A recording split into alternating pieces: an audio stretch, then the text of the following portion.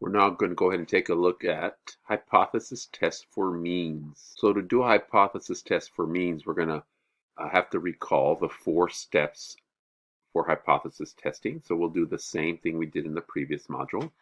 This time we're working with quantitative data or a quantitative variable, hence we're looking at a test for a mean, right? We're going to be looking at a parameter and an assumption about some parameter and then collect data, or we have data collected, sample data, and then we check to see how far away is that sample data from the stated parameter. In this case, the null hypothesis is that the mean is 60, which was stated that the number of minutes to complete a race, right, a 10K race. And then the alternative in this case was that can we safely assume that the mean time was less than, below 60 minutes? And so that turns out to be the alternative. And so that's where we write it that way. You see the mu symbol, and then we have sample data. Remember, the sample data does not appear in the null and alternative hypothesis. Now, in order to calculate how far away this sample data is from the assumed parameter, we have to calculate a test statistic. We don't use a calculator. Here's the formula. There's your sample mean minus what we say is the parameter divided by the standard error. So we're kind of doing a z-score, but it's a t-score. It's like a z-score, but it's a t-score because we're using that adjusted value, the standard deviation, or the sample standard deviation in here. And so that's why it turns out to be a t-score, a t-value. That test statistic that we're going to use.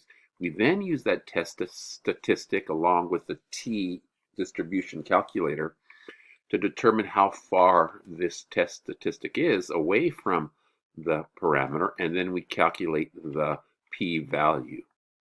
The p-value again is calculated using a test statistic and then using the calculator to do that. So with that calculated test statistic, you go to the t distribution in the ARDA-STAT. Hopefully, again, you know how to get there. Find the probability because we're trying to calculate the p-value. We have, we want to calculate that it's less than, right? It was from that test, so we're using a lower tail. And in this case, our degrees of freedom, remember, is n minus 1 with sample, so the 49 goes there. And then the value that was negative 1.872, that's where that value was. And then you could see the probability that we observe a value, like the one that we got from the sample data, the probability that we observe that value, if the mean was 60, the mean time is 0.0335, around 3%. So that's where this number comes from. And then we would use that p-value to then come up with a conclusion like we've done in the past.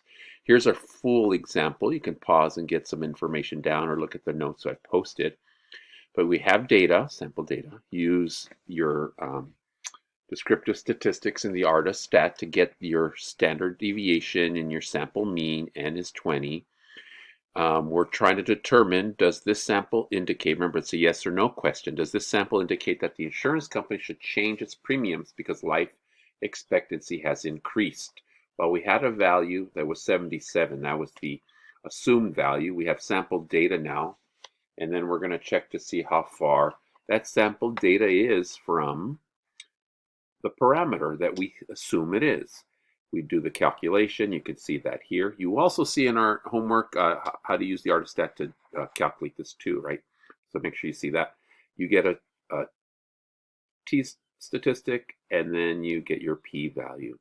And then since this value is less than alpha, our level of significance, since that p-value is less than alpha, and we're always comparing, it's not always 0.5. It's not stated. We use the 5% rule. We do not reject it because this is bigger. We do not reject the null hypothesis. So there is not sufficient evidence that people are living longer than 77 years, even though the sample data said it. Remember, it's only 20 people. So our conclusion is we can't conclude that it has changed for everyone, the population. Remember how in the previous section we had this table. You want to go back to this. We come back to how we come up with our conclusion. And remember the statement, there is sufficient evidence or there's not sufficient evidence. It all depends upon, again, whether we reject or do not reject, whether it's statistically significant or not. And then, again, the statement always includes what the alternative hypothesis is. We have sufficient evidence for the alternative, or we do not have sufficient evidence for the alternative. And for this example, I don't know if I could zoom in enough, you will see again that you can use the ARTISTAT to run a hypothesis test. And we show you in the online homework, some of those videos are in there. And you can see how you get the answer. Okay, so keep that in mind. And then if you want to pause, here is another completed example. I'll get there, of a situation. You can pause. I'll leave it here. Not going to explain it, but again, here's another problem. You can look at a practice problem. You can take a look at how we and see if you can get those values and then come up with these conclusions here.